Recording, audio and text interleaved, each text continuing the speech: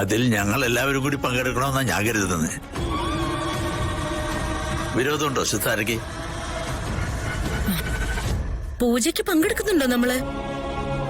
ആ, പങ്കെടുക്കാൻ പറ്റിയിരുന്നെങ്കിലെന്ന് ആലോചിക്കുകയായിരുന്നു ഞാൻ. എങ്കിൽ പിന്നെ തനിക്കിത് നേരത്തെ പറഞ്ഞുകൂടായിരുന്നു. ഇപ്പൊ ഞാനിത് ആലോചിച്ചില്ലായിരുന്നെങ്കിൽ എന്ത് ചെയ്യായിരുന്നു? ആരാലോചിച്ചാലും തീരുമാനം ഇപ്പൊ എടുത്തല്ലോ, അത് മതി. തീരുമാനം ആരുടേതായാലും സന്തോഷം സിത്താരാമാവിന്റെ മുഖത്തുണ്ട്.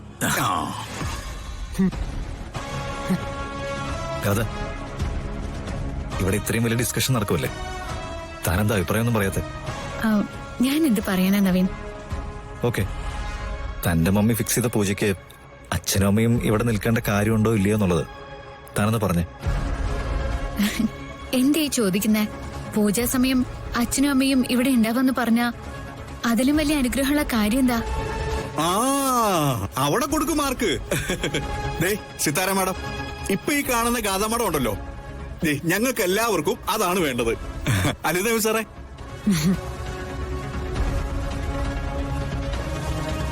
എല്ലാം ശരിയാവും മാണിക്കുഞ്ഞെ. യാതൊരു കുഴപ്പമില്ലാതെ ഈ ബന്ധം അങ്ങനെ നീണ്ടുപോകും. അത് ഏറ്റവും നന്നായിട്ട് അറിയാവുന്നത് സിത്താരയ്ക്ക്. അല്ലേ സിത്താരെ? എന്നാ പിന്നെ നിങ്ങളെല്ലാം സംസാരിച്ച് നിൽക്ക, ഞാനിപ്പോ വരാം.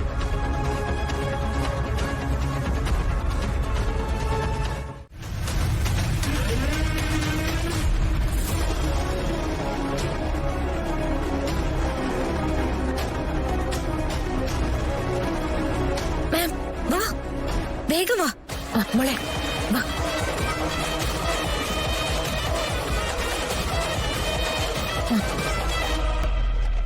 പെട്ടെന്ന് വാ.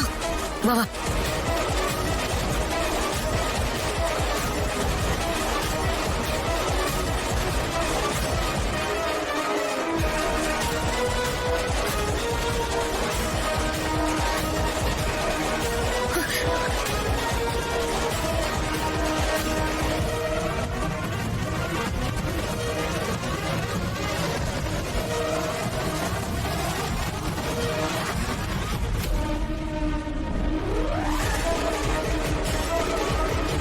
ഹലോ അമ്മേ, ഞാൻ സുമിത്രയാ.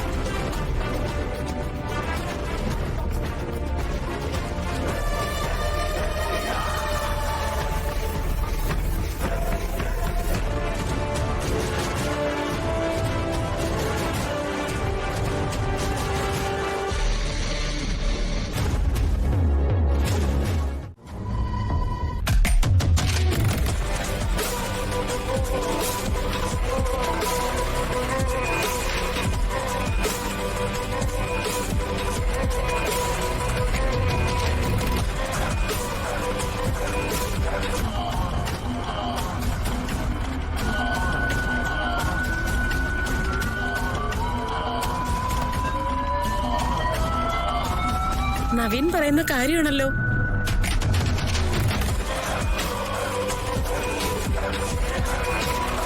വളരെ കുറച്ച് സമയം കൊണ്ട് മോള് ഹെയർ സ്റ്റൈൽ മാറ്റിയോ?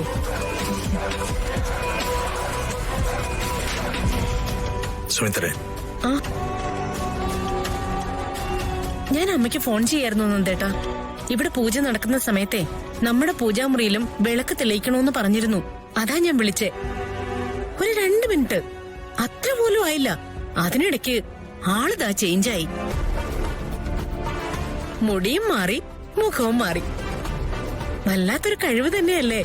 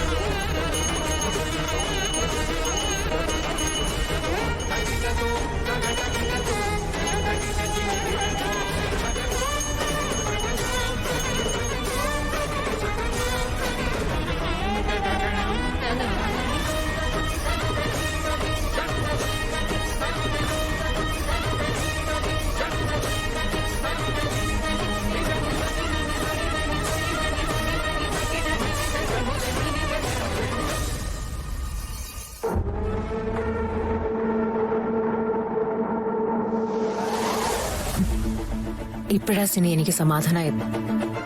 ഇനി സാരമില്ല, ആരും ഒന്നും അറിഞ്ഞിട്ടില്ല. അത് തന്നെയാണ് ഞാൻ ഗാതമേഡത്തിന് കൊടുത്ത ഉറപ്പും. ഗാതമേഡത്തിന് വേണ്ടി മാം എന്തും ചെയ്യാൻ തയ്യാറാവുമെന്ന്.